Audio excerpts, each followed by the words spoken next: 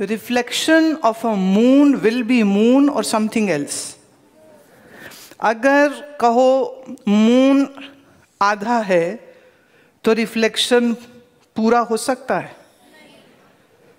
हैं? नहीं हो सकता, राइट?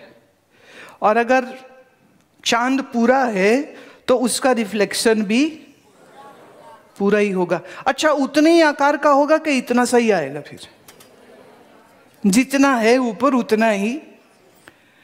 अच्छा, इसमें एक प्रश्न है, ग्लास के अंदर पानी में और बड़े घड़े के अंदर पानी में एक सा होगा कि थोड़ा कटफट जाएगा, सुराही में फिट ही नहीं होएगा, और कैसे जाऊं कैसे जाऊं? सेम होगा, कोई फर्क नहीं होगा। अब आत्म चैतन्य का आभास कैसा होगा? चेतन जैसा होगा कि किसी और के जैसा होगा? आत्म चैतन्य का आभास भी कैसा होगा? चैतन्य जैसा। परंतु अगर पानी में लहरें हैं तो चंद्रमा एक सा आएगा कि टुकड़े टुकड़े दिखेगा? फिर एक सा नहीं दिख सकता, राइट? और अगर पानी गंदा है तो आभास भी दिखेगा भी नहीं और हिलता भी रहेगा। जब पानी में आभास हिलता है तो क्या चांद हिल रहा होता है आकाश वाला? नहीं। अब ऐसे आत्म चैतन्य का आभास है अंतःकरण में।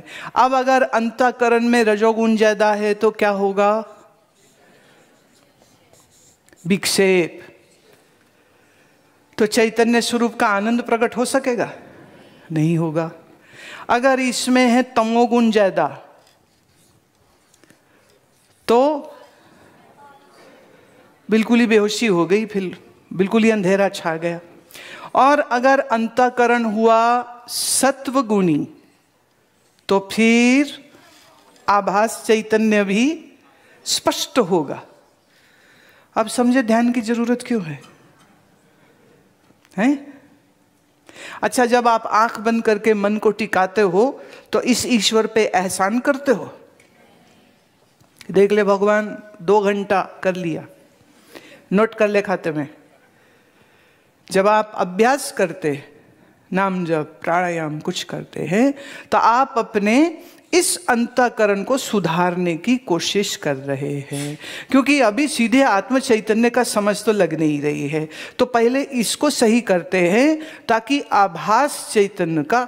अब देखो, अगर मन शांत होगा, मन सत्विकी होगा तो मन में क्या आएगा? आनंद का प्रतिबिंब, तो सुख की अनुभूति है। दुनिया को देखते हो मन बिखरता है, दुखी होता है। गुरु को मिलते हो मन ठीक जाता है, मन को अच्छा लगता है। आपको लगता है गुरुजी ने आनंद दिया। ना ना ना ना ना, हमने नहीं आनंद दिया। कहां से आया? तुम्हारे ही मन से आ रहा है। पर कब आ रहा है? गुरु की वजह से वो टिक रहा था। अच्छा, गुरुजी की जगह कोई आ गया और तो हैं, फिर तो कुछ कांड भी दूसरा ही हो जाएगा ना। Got it? बात समझ रहे? अब माया अंतःकरण विरोधी इन द सेंस छोटे और बड़े। अल्पज्ञ सर्वज्ञ, अनेक है एक है। जीव मलिन, इधर शुद्ध सत्व, इधर जीव मात्र। जैसे जल बिंदु का, जलाशय का एग्जाम्पल आ रहा था ना, in a pond there is a water drop.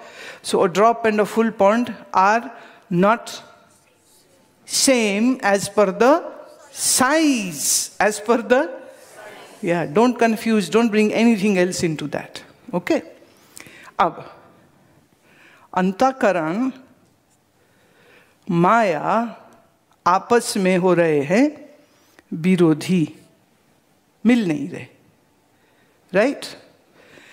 आभास क्यों?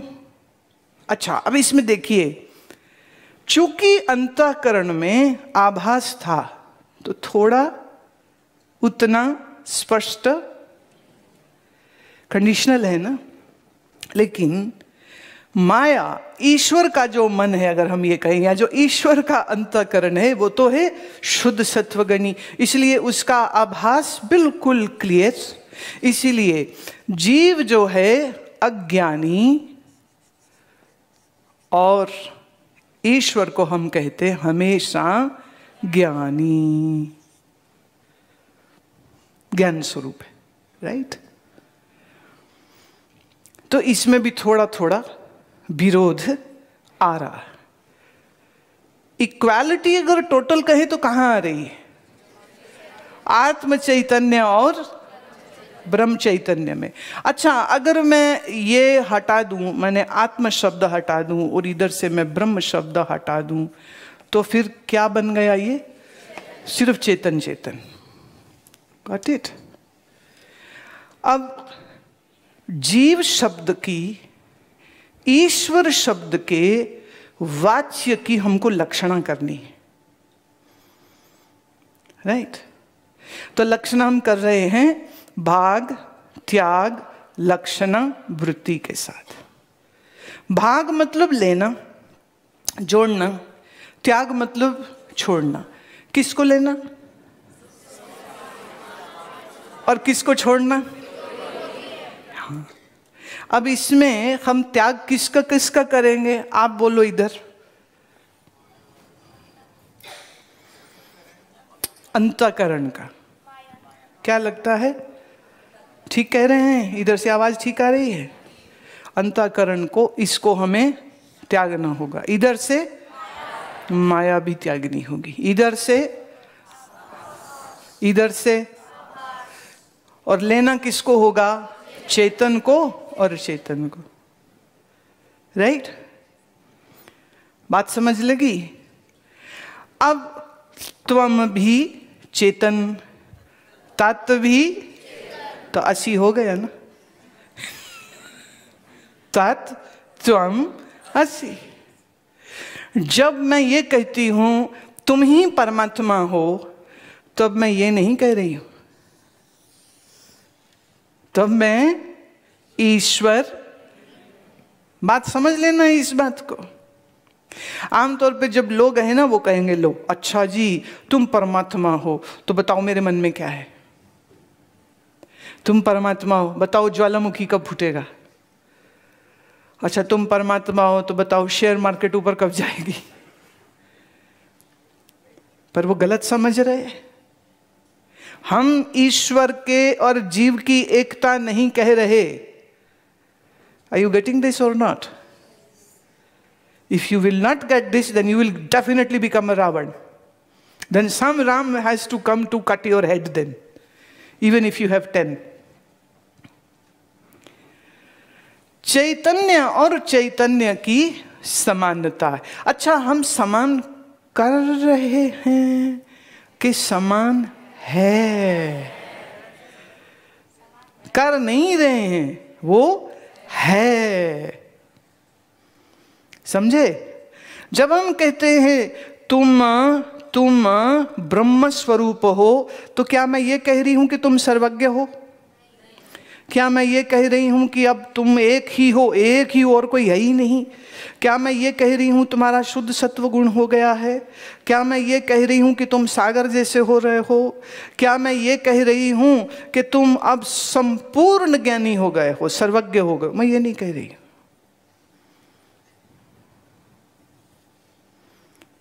जब मैं कहती हूं तुम शुद्ध स्वरूप हो,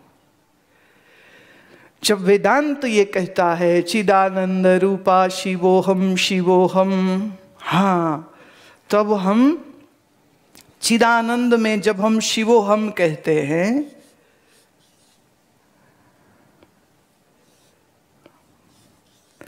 शिवोहम कहते हैं, तब हम शंकर जी हम हैं ये नहीं कह रहे। जिसे हम शंकर कह रहे हैं वो कौन? वो ऐसा आदि योगी जो ईश्वर कोटि का हो चुका। ईश्वर कोटि का हो चुका। कहते जी कब हुआ? कहते जी शुरू से ही ऐसे ही है वो। शंकर जी का हैप्पी बर्थडे कहीं नहीं है कहीं? कब पैदा हुए मालूम नहीं। उनका मम्मी डैडी कहाँ है, उनका होम एड्रेस क्या है, उनका कंट्री टाउन पिन कोड क्या है, we have no idea at all. Why? क्योंकि ईश्वर क्या है? अनादि। तो जीव क्या है तो वो भी अनादि।